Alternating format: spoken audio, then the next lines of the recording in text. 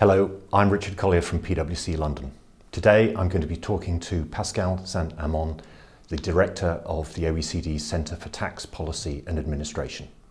We're going to be talking about the OECD's Base Erosion and Profit Shifting, BEPS, programme. Pascal, it's a pleasure to see you. Can I start by asking you about whether the BEPS project is on track with the timescale projected? Hi Richard, yes indeed, it's on track. We have a very ambitious time schedule. It's very ambitious because we need to fix the system as quickly as possible, otherwise countries might walk away from the consensus. So there is urgency and there is political agreement on the sense of direction. So we do have a roadmap, which is the action plan. We have 15 actions, we have deadlines, mainly September 14, September 15, plus a couple of actions in December 15, and we are on track. So all the working group have met, all the papers are ready, most of the papers have already been circulated for public comments, and there will be agreement, we do hope, by the deadlines which have been fixed by the G20. One of the themes at the beginning of the BEPS project was that the project shouldn't just be about base erosion and profit shifting, but should address the question of balance of taxing rights between source and residence countries. Is that a theme that's arising as the discussion goes on BEPS, and do you think that has any impact for the ultimate consensus on the BEPS programme? That's a very good question, because on the one hand you have BEPS, which is basically about double non-taxation. You have profits which are located in a non-tax jurisdiction, and both the source and the residence countries are frustrated by non-taxing this profit. And BEPS is focusing on this issue. But clearly, when you focus on this issue, you can see the other issue of how do you share that restored profit or that relocated profit? How do you share it between the source and the residents? That's a more classical approach.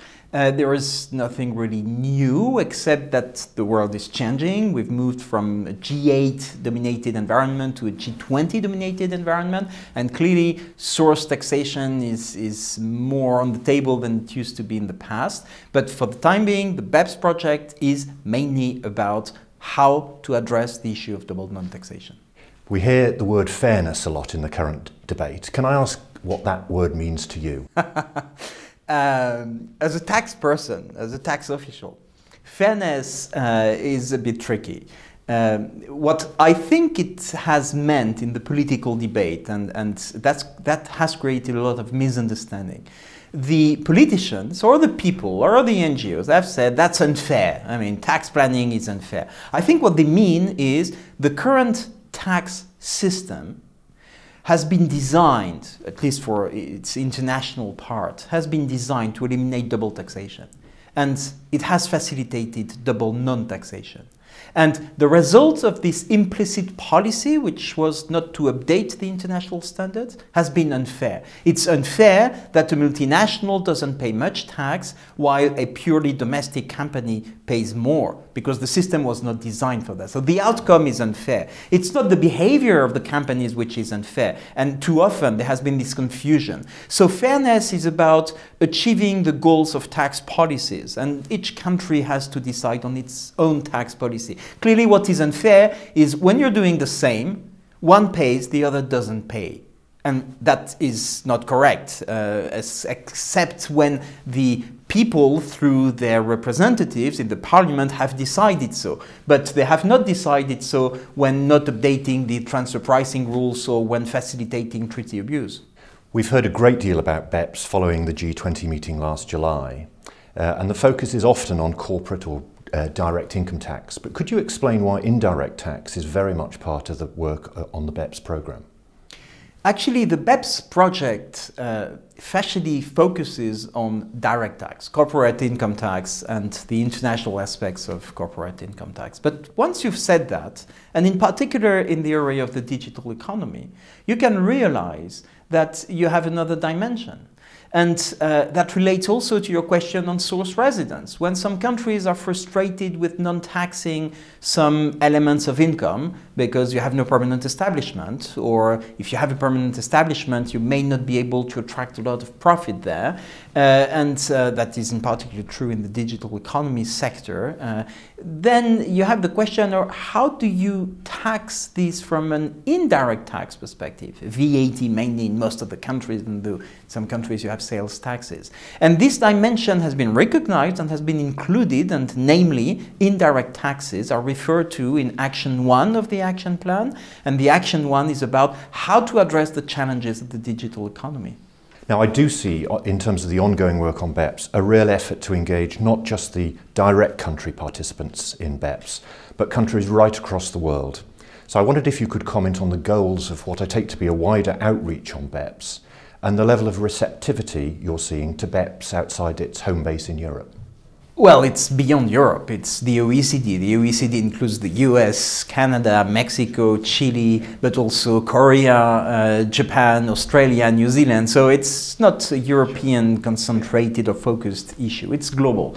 But in this global environment, I mean, the businesses look at where the markets are. Where are the markets, the growing markets, still in the emerging economies, even though they have some problems currently. It's a global issue which requires global solutions. The worst case scenario would be to end up with double standards. A few countries, emerging economies or developing countries having their own standards, and the developed countries having their own standard, and then the businesses would face double standard. So what we are trying to do in the BEPS project is fixing the deficiencies of the current system and making the current system, once fixed, more acceptable to all the countries across the world. That's why we've brought all the G20 countries, there are 8 non-OECD G20 countries, on an equal footing to the BEPS project, as well as some accession countries, namely Colombia and Latvia. But we are also working very closely with the developing countries so that they can express their concerns, they can express their views, and this will be taken into account. It makes it more complicated,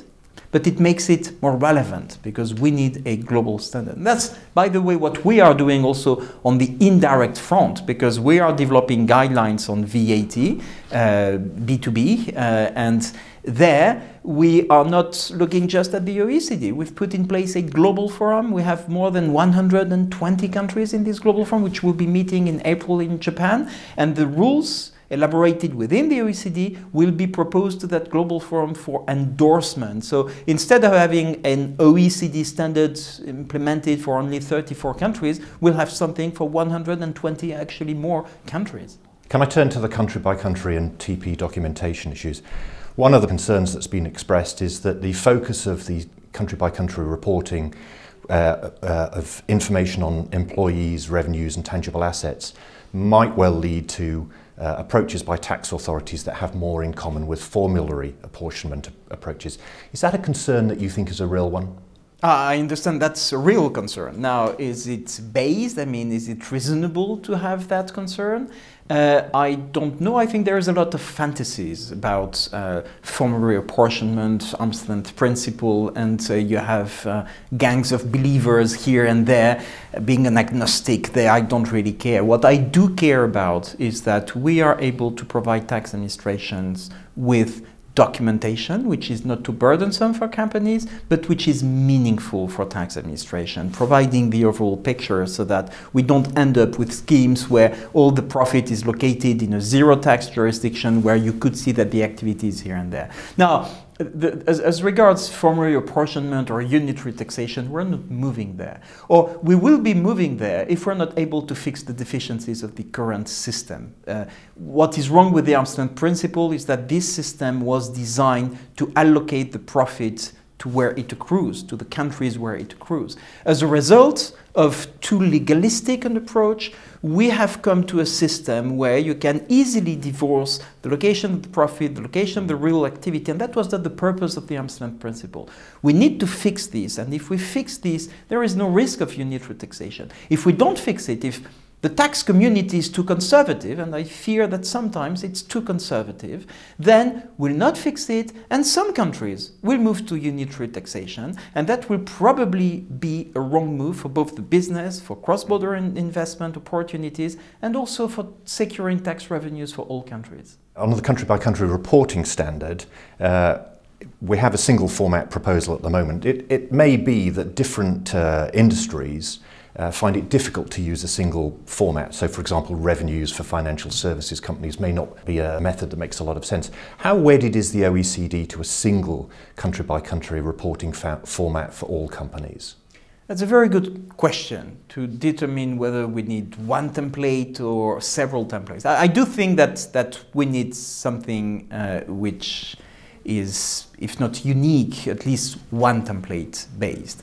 That said, we may need some adaptation for it to be relevant. So it will be all about the balance between having something consistent, coherent across the board, while relevant across the different sectors of activities. So that's a challenge, and you know what? You will help us design properly, because the country-by-country reporting template is now for public consultation, and we'll be waiting for comments. We'll look at that. There is a short period of time to comment, because there is a short period of time to develop all that, but we all work very hard. I'm pretty sure that by being not too conservative but constructive, the business community will help us a lot design something which is not too cumbersome, which is meaningful, and which actually will be helpful for both tax administrations and taxpayers. Can I turn to TP documentation?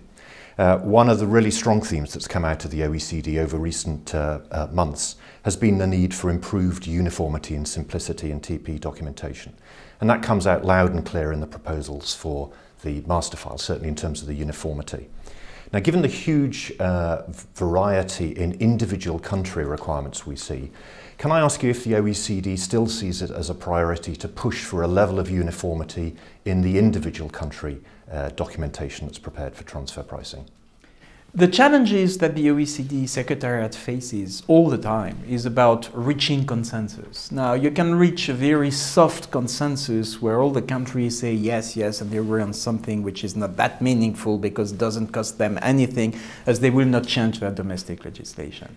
And then you can be happy because you have something, it's consensual, but it's not that helpful. The other approach is to be a bit more pushy, but then the risk is that the countries will say, well, come on, I will not change my own legislation just to agree on international consensus. So that's the tension. In that tension area, I think that we are making significant progress to to harder approaches than to soft approaches. And in the area of documentation, I think that the governments are aware, and the tax people in the governments are aware that some form of uniformization is actually helpful for companies, but also for themselves. But we'll get that only if the trade-off is, I change my own legislation, but I really get what I want, and not a ton of documentation which will be on the shelves, but not that useful. On the TP proposals themselves, my own fear is that the master file and TP documentation proposals generally are being very significantly overshadowed by the country by country. I see a lot of focus on country by country. And I wonder whether people will fully realise the practical implications, and therefore their feedback within the accelerated period for consultation might be limited. Can I ask you, will there be an opportunity for issues emerging later to be taken account of, or is that simply not going to be accommodated within the time plan? I mean, we don't write things in stones, and of course all this is to be adapted. We need to get the architecture right, and that's what we are doing. So the BEPS project is about fixing the deficiencies of the system urgently, and framing the architecture. I mean, framing the building blocks for the next decades, and I hope it will last long. And of course, you will then have to adapt, and the adaptation will depend on the behavior of companies, on what the challenges for governments are, on the way the business models will evolve. So, you know, we need to ally the, acting quickly on what needs to be fixed, and then being flexible in the way this will be implemented so that it is relevant. Is the intention that the country by country and the master file requirements are activated as soon as possible, or is it the case that would be a deferred future date, for example in 2015 or whatever, or is a decision not made on that point? I'm not sure the decision will be made on that point, as again, we are in soft legislation. It's for the countries to decide how they implement, and we are not the European Union Commission. When the directive has been adopted, you have deadlines and you need to do the stuff. But again, the influence we want to have on all the countries is key, and we hope that there will be quick implementation, but there will be no deadline fixed. Can I turn to digital and related matters? It's been reported in the press that the OECD is not able to come up with a response to address these issues. I don't think for a moment that's how you see the current position, is it? Well, I was surprised by the way the Financial Times, namely, has reported some of my discussion. But actually, it's complex. What I meant and what I mean is that we will address the challenges of the digital economy. Otherwise, just get rid of corporate income tax and move it all to indirect taxation. But I'm not sure that's going to be the solution. So we will be addressing these. And one of the questions we're struggling with is, are we in a position to design a specific solution for a specific sector, which would be a digital permanent establishment for online sales or online services? Or is actually the question more about the digitalization of the whole economy and what is at stake there for the architecture of the international tax system? And we're struggling with this because it's not easy. And that's why, by the way, that we are not expected to deliver actions, solutions, but rather a menu of possible solutions that we will have to work out. So we're doing a diagnosis. And the diagnosis so far is more about, we face a new phenomenon, which is the digitalization of the economy, with some new business models emerging and spilling over the whole economy. And that will require to be very careful in the way we'll address this question by providing overall responses. And in addition to that, we can see that in the digital sector, BEPS is exacerbated by the lack of physical presence, by the fact that by most of these companies being recent have been more aggressive in their tax planning. And we do think that most of the other actions in the action plan will be quite key in addressing the challenges of the digital economy. So you see, it's not a one-way street there.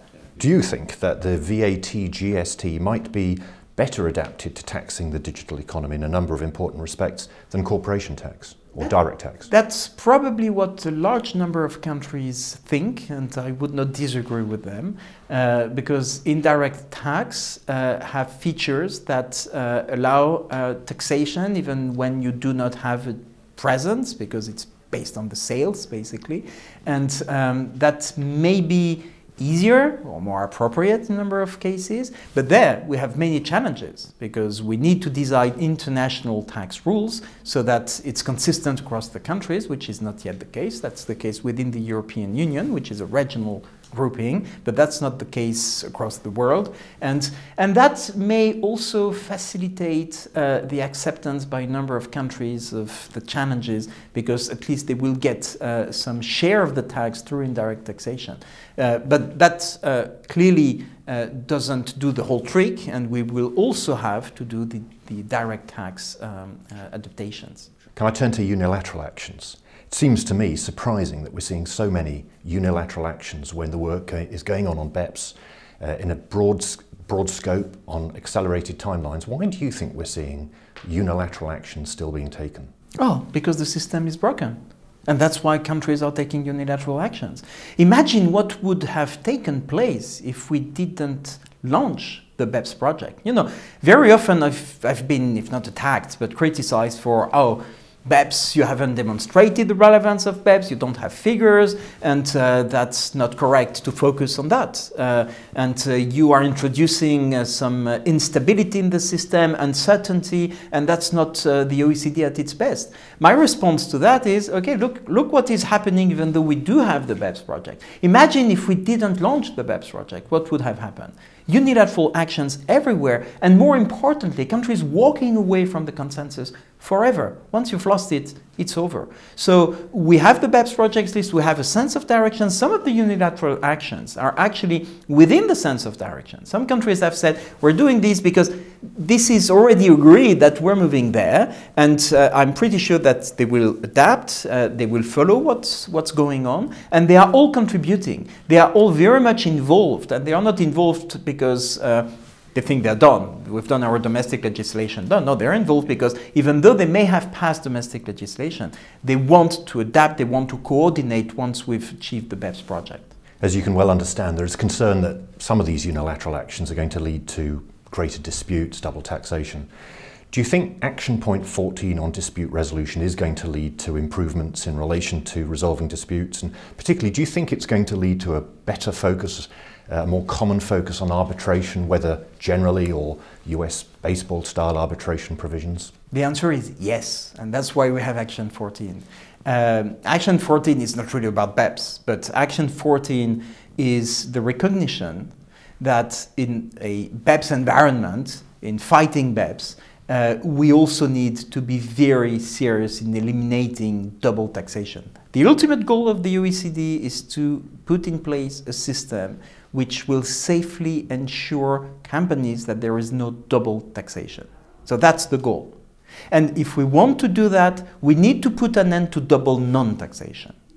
And while moving to the system where there is no double non-taxation, we need to ensure that there is no double taxation. And we are aware of the fact that dispute resolution mechanisms are not working very well, and that the governments have not been as good as they should be in providing that service to companies. And that's why we have Action 14. And I do hope that we will be making significant progress towards arbitration. Now, it's also a trade-off.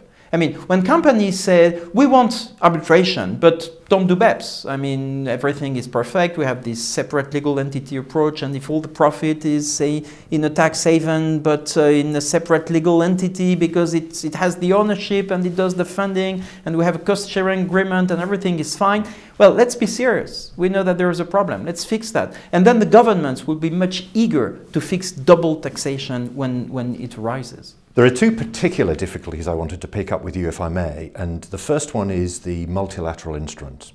Now, I know that there is a bit of scepticism about what can be achieved with the multilateral instrument, but I also know that you see this work as being of enormous strategic significance and importance to the BEPS project. Could you comment on why you see this work as so important and give an indication of what you think will actually be the output of this work stream? The first output of this work stream is to provide a report. We have two reports and many actions, 13 actions, 2 reports. The 2 reports are about the digital economy, extremely difficult, the multilateral convention, pretty difficult from a political perspective, a technical perspective. Here we provide a report to indicate whether it's possible to do a multilateral convention. Technically, I mean legally, what are the legal challenges there to amend bilateral treaties. And the report will also provide for a menu of options. Now, why is it important? Governments want to move fast. They want to move fast to address BEPS. We're moving fast. We're providing regulations, recommendations, OECD recommendations. And among the recommendations, we'll have a number of changes to the OECD Model Tax Convention. So we can get all the countries agreeing on this is how we should design an LOB clause or an anti-abuse clause, or this is how we should design this paragraph of Article 5 on permanent establishment. Or this is how we should agree on an arbitration provision to be included in treaties. So we can do an update of the Model Tax Convention, and then the countries will go back to their tax treaty teams and instruct them to renegotiate 100 treaties here, 70 treaties there, and we will take a good decade to have this implemented. Or you tell the countries, well, you agree on this, there is consensus, there is no reservation. Why don't you put that in a hard law text, which is a multilateral convention or a protocol to whatsoever, and then it will be implemented in a couple of years. That's what is at stake. And of course, if you do this on the BEPS measures, which will be consensual, maybe you're opening a door for a more efficient international tax system, where instead of having hundreds of teams of negotiators, and it's fun, I've been a tax treaty negotiator, it's really fun, it's enjoyable, but maybe you can be a bit more efficient there, and that is what is at stake. I'm not saying it's easy, because most of the provisions in tax treaties are purely bilateral, and it would not be appropriate to have a multilateral approach. But at least for the BEPS measures, we can do it quickly. It's legally possible, and it will be for the ministers and the leaders of the G20 and the OECD to decide on whether they want to move into that direction or not. I guess that they should, and that they might be willing to do so, but we have to provide them with the right analysis that we are currently performing. The second issue I had in mind is harmful tax. We know from the past that this is not an easy issue, but I'd like to ask you if you think it's going to be achievable to set out the bounds of what is a harmful tax practice currently? And do you think, perhaps more importantly, states will be able to temper their wish to compete on tax by complying with the harmful tax practices agenda? Tax competition is different from harmful tax competition. I think tax competition is a matter of fact, it's around and it will not go away. Harmful tax competition, unfortunately, is also around, and I hope it will go away. Now, how do you draw the line? In the 90s, and we do have the report on harmful tax practices, a growing issue, or a global issue, which dates back to 1998, and then we had the Forum on Harmful Tax Practices, which did a good job. A large number of regimes were dismantled. And then I think there is something like lack of political support to the project in the late 2000s. And that's where a number of regimes have been put in place without being reviewed. And the financial crisis, the budget crisis, fiscal crisis, the wake-up call of BEPS have resulted in having the countries looking at this again. So the first step on harmful tax practices is to look at the regimes which have not really been looked at carefully because of lack of political support. There is the political support to review all these, and it's being done.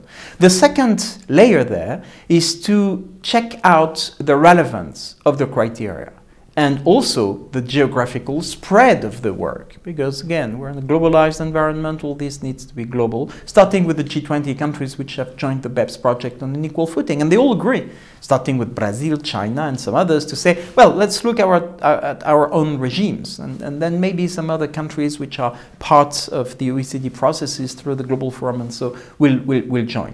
And the third layer will be, well, how do we implement this tougher approach to harmful tax practices?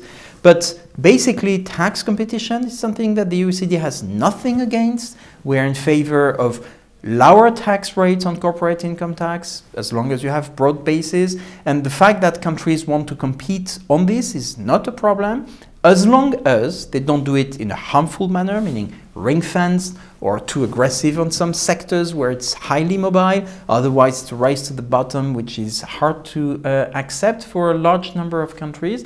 But having low rates when you have the real activity, when you attract the real people, where you attract the real activity, is not a problem. What are the primary measures of success for the BEPS project, Pascal? How will we know if the project is succeeded? I think we'll know when we see aggressive tax practices decreasing in practice. And you know what? I understand that a large number of law firms or the Big Four and so are proposing products like a BEPS check to their clients. And I think we can already see a number of schemes being dismantled as an anticipation of this. And that sounds like some form of success before we've come up with the rules, and that's good. Better to anticipate, better to be participating to the process rather than waiting the last minute to do things. I think we'll see the main marker for the success of the project, though, is our ability to increase the number of countries which will join the OECD-based consensus. So I'm back to the ultimate goal of the project, which is to develop an international framework which will not result in double non-taxation, but which will bring all the countries agreeing on rules to eliminate double taxation. That will not be done overnight. That will take more than 2 years. But if it's the sense of direction, I think that will be a very good marker for the success of the project. Well, you very nicely bring me to my last question about the OECD and looking forward. The OECD is widely regarded as the single most important body in shaping and maintaining the body of rules dealing with the tax aspects of cross-border trade, and in particular the intersection of domestic tax systems. But it's not the only body, and we're some way from a globally agreed approach to these rules. So my last question is, do you think that the successful completion of the BEPS project will in fact bring us closer to a more firmly established set of agreed rules which are applied globally?